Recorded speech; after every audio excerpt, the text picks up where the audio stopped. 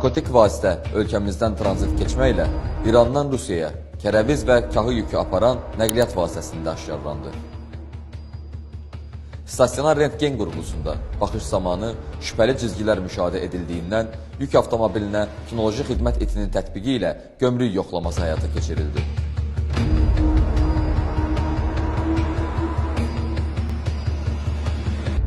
Nəqliyyat vasitəsindəki 2 paletdə gömrük nəzarətindən gizlədilən xalis təmiz çəkisi 58 kiloqram 610 qram narkotik vasitə həşiş və 89 kiloqram 705 qram narkotik vasitə marixuana aşkar edildi.